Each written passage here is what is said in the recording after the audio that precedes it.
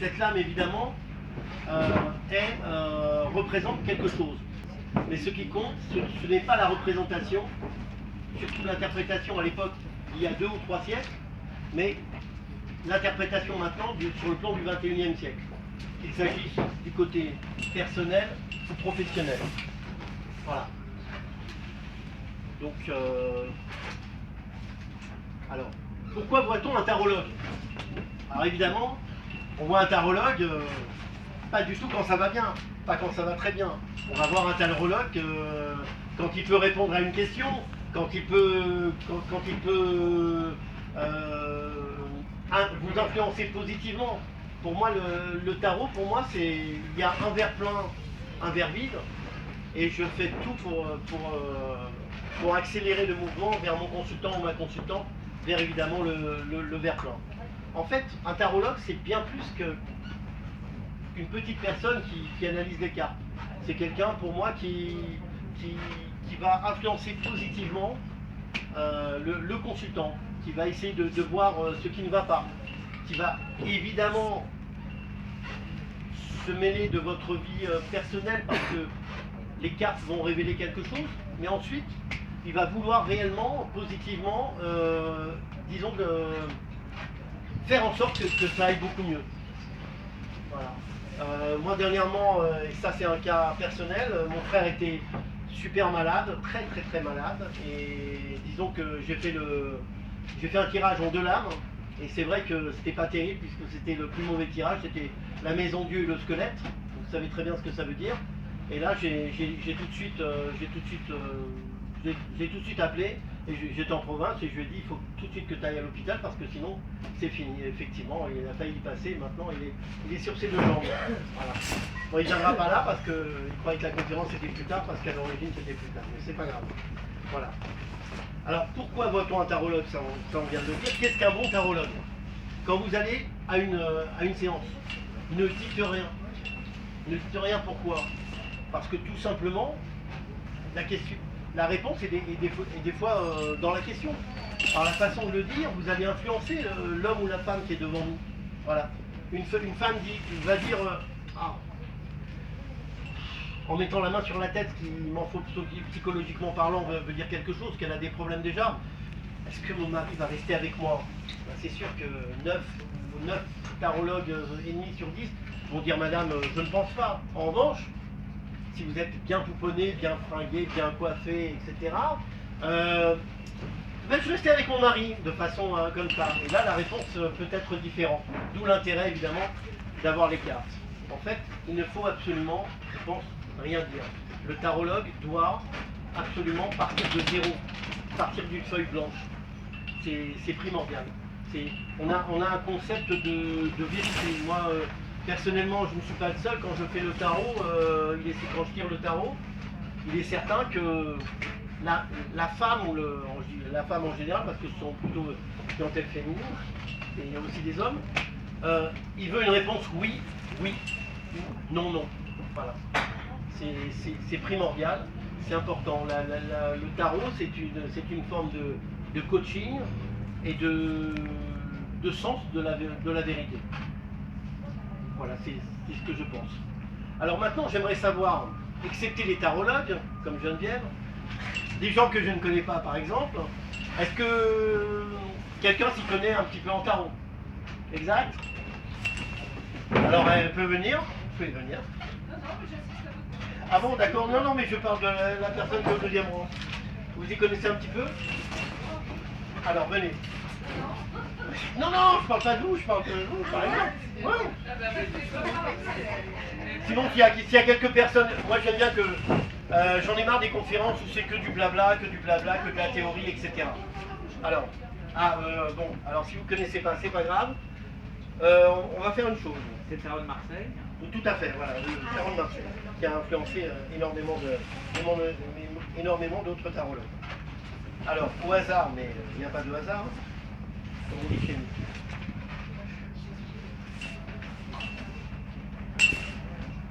On va étudier 5 lames différentes.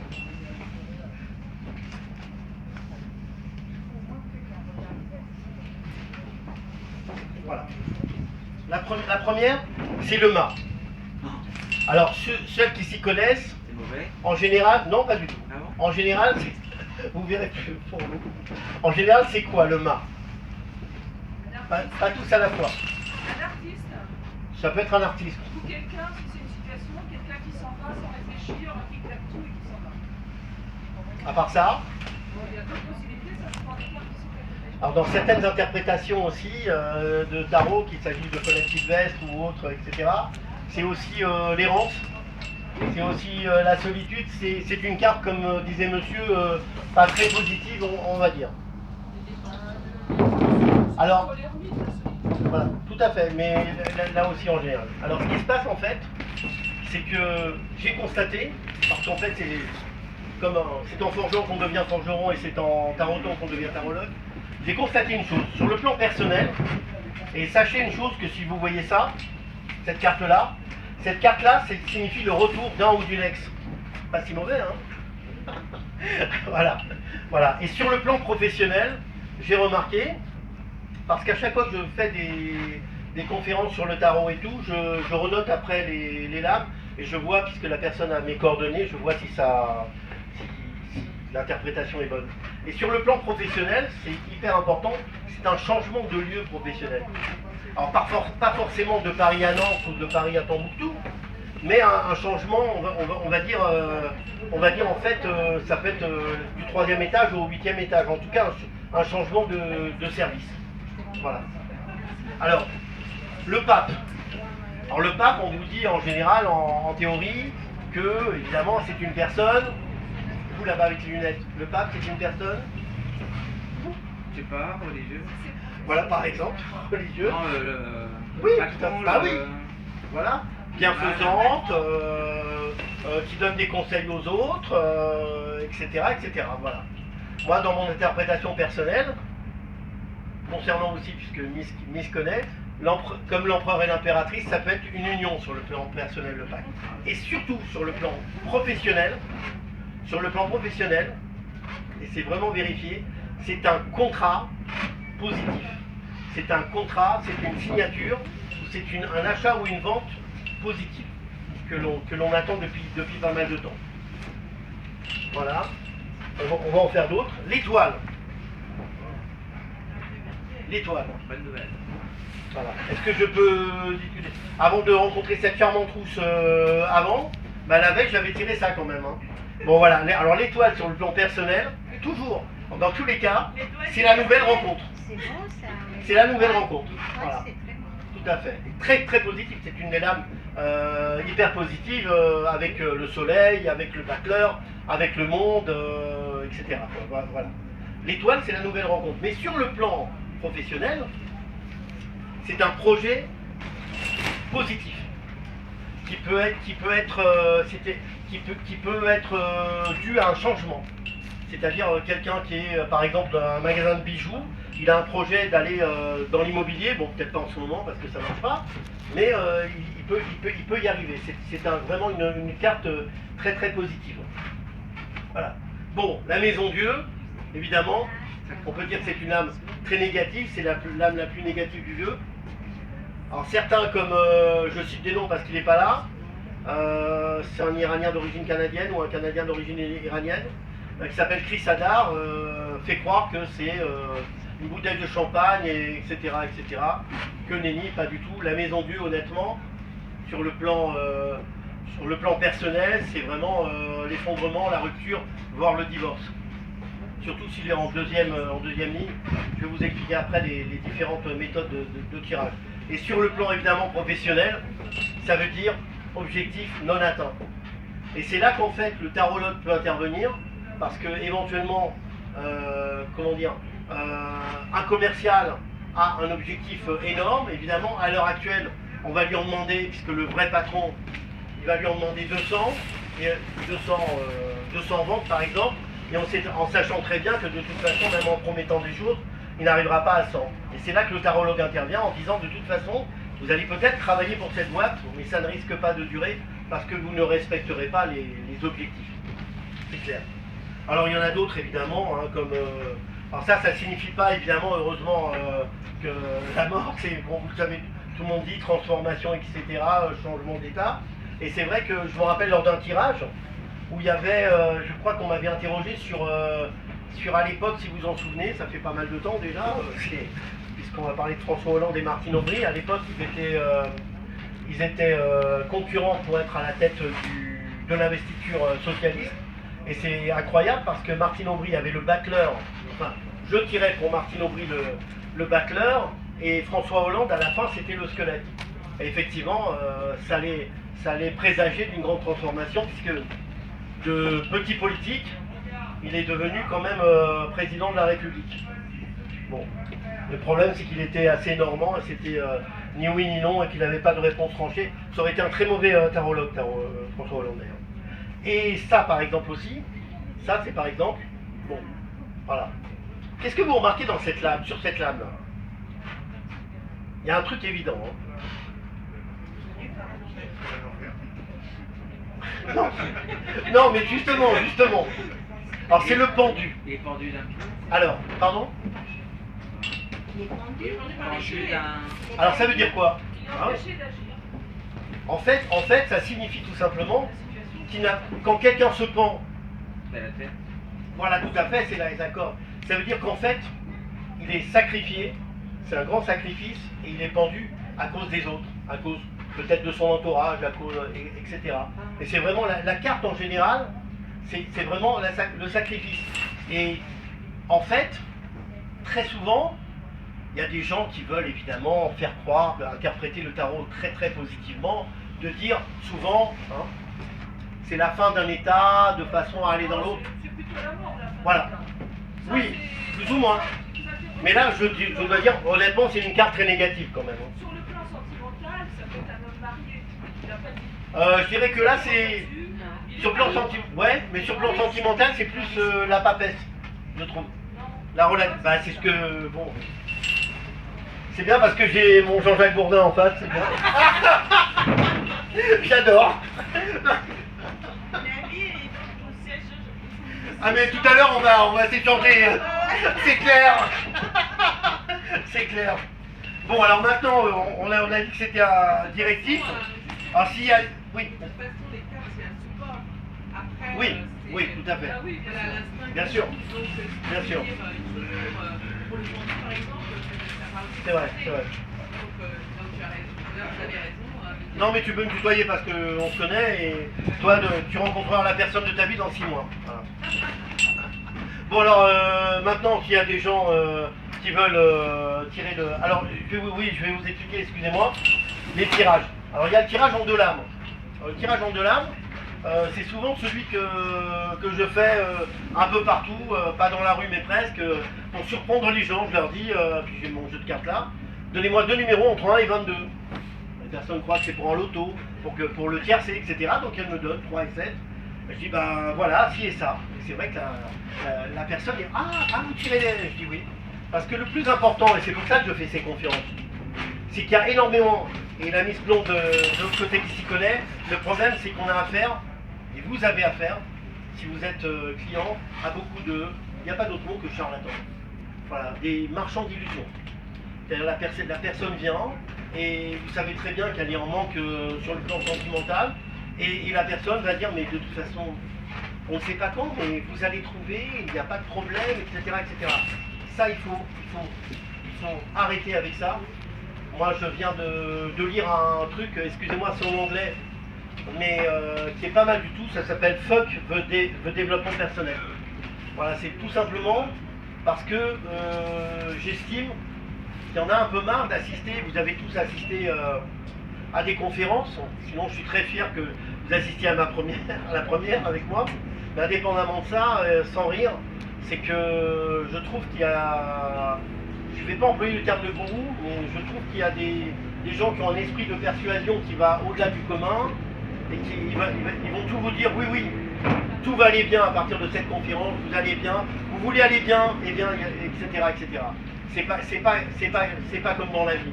Je crois que la méthode Coué, ça peut être pas mal, mais ça n'est pas que ça. Moi je trouve, quand je coach des gens, parce que je les coach aussi pas seulement avec le tarot, mais sur le plan sentimental ou sur le plan professionnel, je leur dis une chose.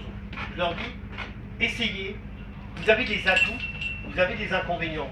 Alors effectivement, les inconvénients, on les a toujours.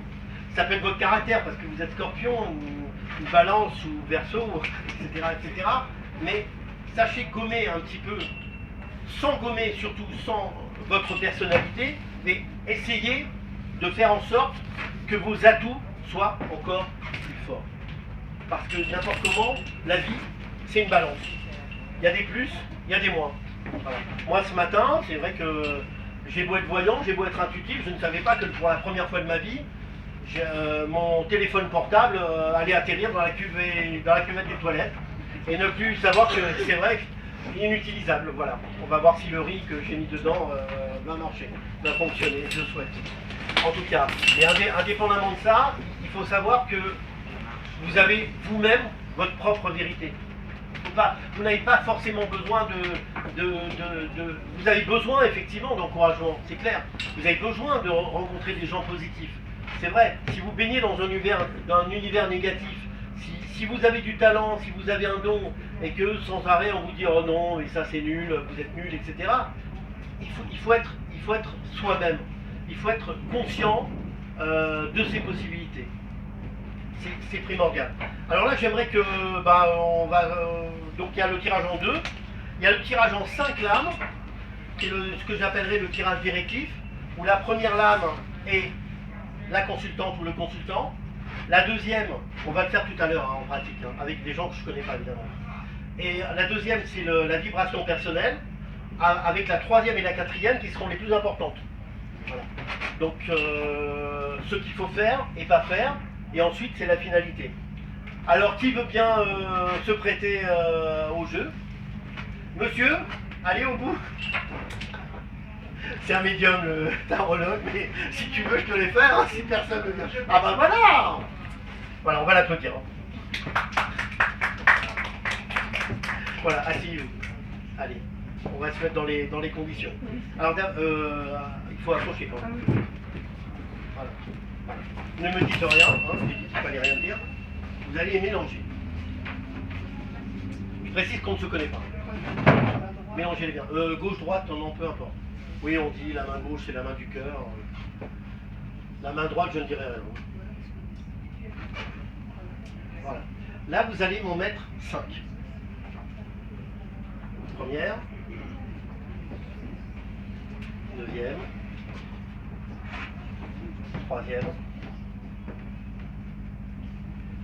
Quatrième. Non, pas celle-là. Mais non, je plaisante. Bon, j'avais dit qu'il y avait un peu d'humour. Hein. Alors, là, c'est vous. Alors bon, actuellement, vous sacrifiez. Bon, il vaut mieux l'avoir là que là, parce que après, la vibration actuelle, la deuxième. Ah, très bien. Il y a beaucoup d'énergie et il y a un don. Après, bon, là c'est tarologue, mais le médium dit, et madame le sait, qu'elle avait une grand-mère qui avait un don. Exact. Alors, là, c'est la troisième carte et la quatrième carte. La troisième et la quatrième lame sont les plus importantes. C'est-à-dire ce qu'il faut faire et pas faire. On n'a pas vu la carte, monsieur. Ah oui, excusez-moi, Bah oui. c'est la force. La force, en général, c'est le don, c'est l'énergie, évidemment. Voilà. Troisième lame, ce qu'il faut faire. Ah, l'amoureux, tout le monde dira que c'est... Le choix. Voilà, le et choix. mauvais choix. Exactement. Voilà. Là, il faut faire un choix. Voilà. Ce qu'il ne faut pas faire, alors l'empereur, on va dire que il ne faut pas rester avec quelqu'un d'assez tyrannique, très autoritaire.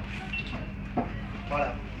Alors éventuellement, dans le pire des cas, sans empreinte, j'ai la Kalachnikov pour répondre aux Et là, alors là, le soleil. Des retrouvailles. Voilà, retrouvailles, la joie, etc. Donc, en fait, ça veut dire une chose. Arrêtez de vous sacrifier. Hein, arrêtez. Vous avez de l'énergie, beaucoup plus que vous ne le pensez. Voilà. Donc, faire face à cet empereur. Alors, l'empereur, en général, c'est quelqu'un de directif, d'autoritaire, même de totalitaire sur le plan de la vie privée. Mais attention, sur le plan professionnel, là, ça n'est pas professionnel, ça peut être quelqu'un de très autoritaire, de bons conseils et bénéfiques aussi. Hein. C'est Ça assez... dépend des cartes. Oui, oui. Mais en général, quand on analyse purement la carte dans sa véracité. Ah, alors, allez-y, remélangez-les.